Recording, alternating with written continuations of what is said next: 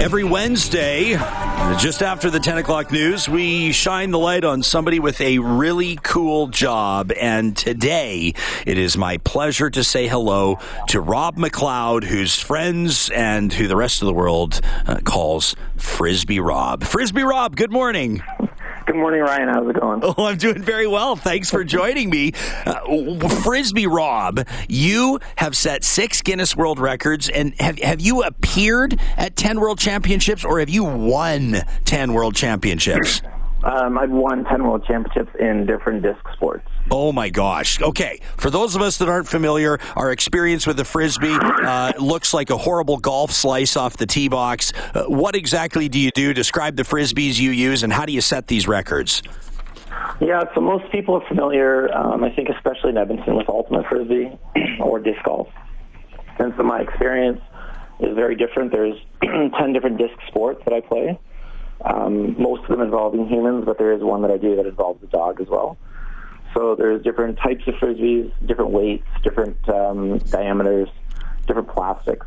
So once you get into it, it's really a big rabbit hole that you can go down and get very lost for a very long time. I have some friends that are passionate about what they just call ultimate, right? The ultimate Frisbee, and I had no idea that there was so much science to Frisbees. It's almost like shopping for cars. I mean, you're looking for one that's fast, or one that flies, or one that flies true or straight. Or I mean, it's incredible. Yeah, and it didn't used to be that bad. Like, there used to be one option when Whammo was the only brand around, but now there's like 30 different manufacturers, and there's 60 different types of plastic. It's really difficult now to keep up with everything. There's a new disc coming out like every week, it seems. So should I be calling it a disc? Is that like Skidoo or Q-Tip? Is Frisbee a brand name? It is. We've pretty much considered it common domain, and I've even talked to the people at Whammo, and they seem pretty okay with calling it a Frisbee. But then we also call the sport itself Frisbee.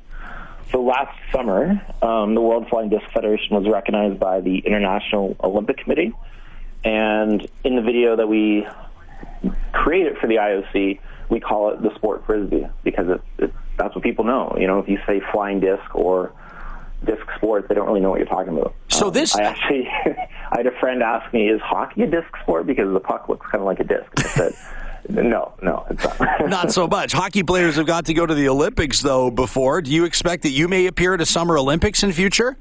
Not me personally, but we're aiming for Ultimate to be in the 2024 Summer Olympics. Wow. So that's... Now, for people that aren't familiar with Ultimate Frisbee, and we'll get back to, because you have not made your fame and fortune, Rob, in the sport of Ultimate, but Ultimate Frisbee is essentially like football with a Frisbee, right? And no tackling. No tackling. It's like flag football? Not necessarily. It's more like a combination of rugby and basketball. So once you catch, you can't run with it. You have to stop and establish a pivot foot. Right, but there's no stoppage in play. No, you just go, just like rugby. So if it's a turnover, you pick it up and go the other way. So, Rob, what world records, what Guinness World Records do you have specifically? So the one that I'm most proud of is with the dog, and it's the longest throw to a dog, which I actually set in Thorhild, which is just outside of Edmonton, and that's 402 feet. So it's the first dog to ever catch over 400 feet. And then I have 3 Guinness World Records for an event we call self-caught flight on ice. So you throw the Frisbee, you skate, and catch your own throw. And I did all of those at the Silver Skate Festival, and I'm actually going to be attempting those coming up in February again. I have another one. Rob, I was talking to Bruce Bowie, who does our morning show, a couple of hours ago, and I was joking. And I said, I wonder if maybe Rob's going to try to set a record of throwing a Frisbee and catching it himself. But that proves to actually be true. You actually are going to be attempting that? Yeah, so I hold 3 records right now for on ice. But the one record I want to set more than anything else is the MTA record on grass. And that was actually set in 1984. So that record's been there for a very, very long time. And this is someone throwing it to themselves, running and catching it? Yeah, and the record is 16.72 seconds. 16 seconds of essentially flight time. Yeah. What's the key to a good Frisbee toss?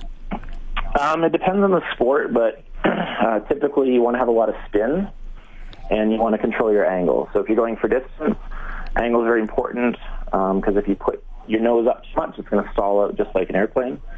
If you're going to have it go in the air as high as possible and stay in the air very long, then you actually want to have the nose up, and you want to have the wind carry it and have it float down.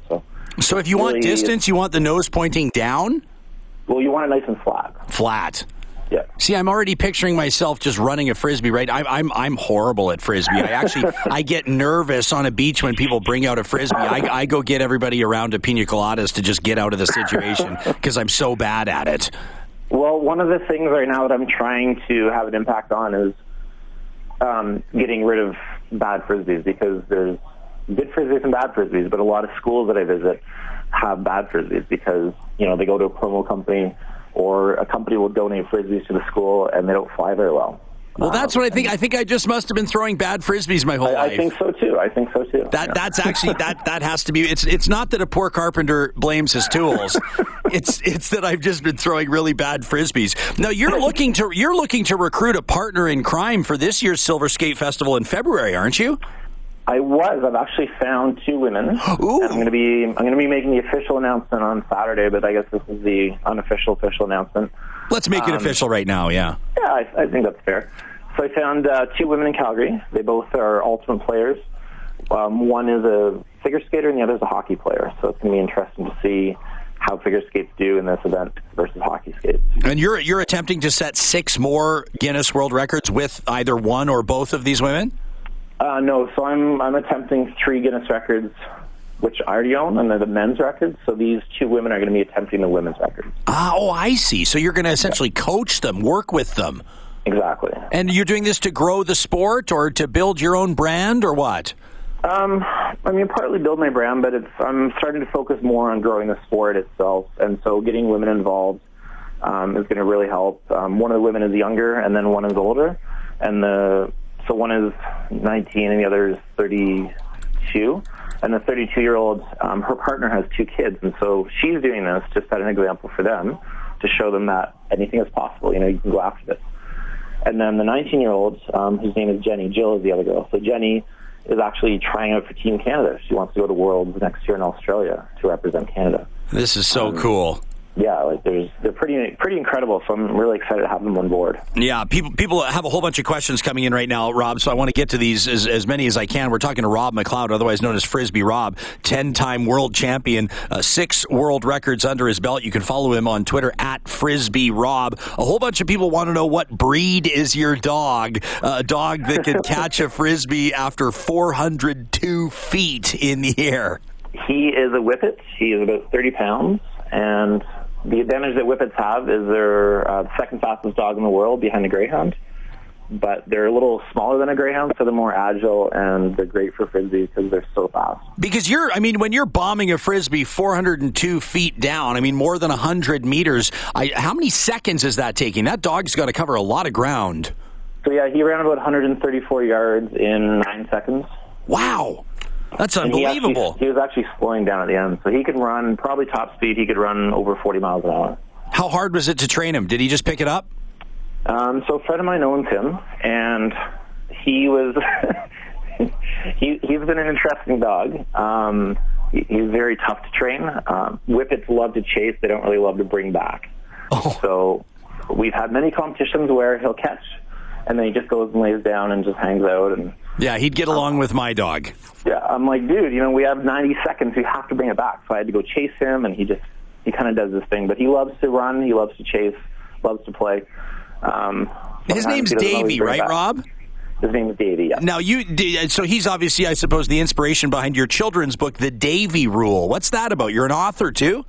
Definitely, yeah. A friend of mine who's actually a Hall of Famer in Frisbee suggested, based on the messages that I talk about in schools and based on Davy's abilities and his quirkiness, that would make for a really good children's book. And I thought, absolutely. I really love spending time with Davy. Unfortunately, dogs are not around very long, so I really want to make my time with him as great as possible and just get as much time with him as I can.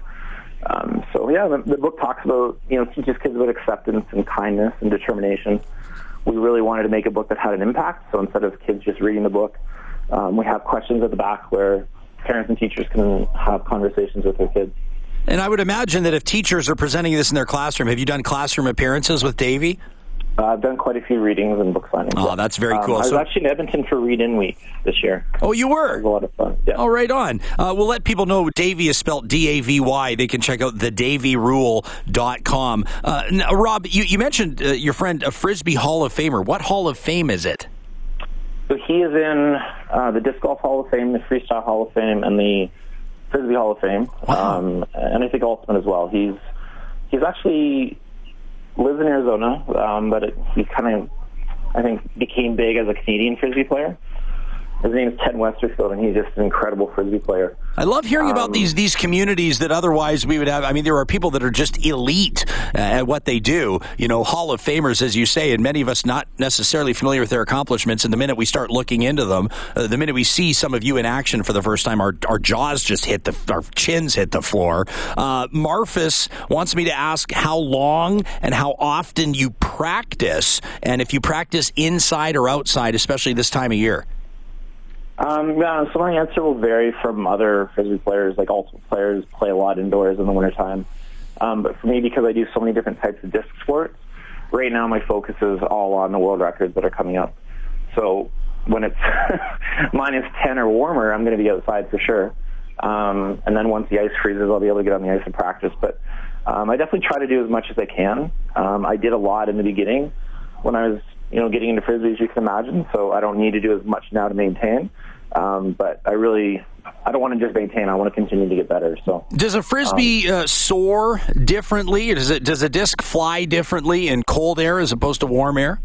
It does, yeah. So it doesn't go as far, partly because you can't get as good of a grip on it, I find. And it also doesn't, so the discs I'm throwing, I really want them to sort of flip flat and then come down slowly, and they don't do that as much. So one of the most tragic things that happened a couple years ago, I threw a disc on the ice at Horlock Park, and it came down vertical and shattered in a million pieces. Oh, no. So that was really sad. What do these Frisbees cost? It all depends. Like, the ones I'm using are about $30 each. Okay, so like it's not like they're not like hockey sticks that are $300 now. No. Yeah. No. Rob's you wondering can if buy them for $5 as well. Oh, Rob wants to know if you ever use the Aerobie. He says it looks like a flat hula hoop. Rob says he's heard it's the most aerodynamic device ever created by man. He says he's heard they go way further than a regular Frisbee. Is he true?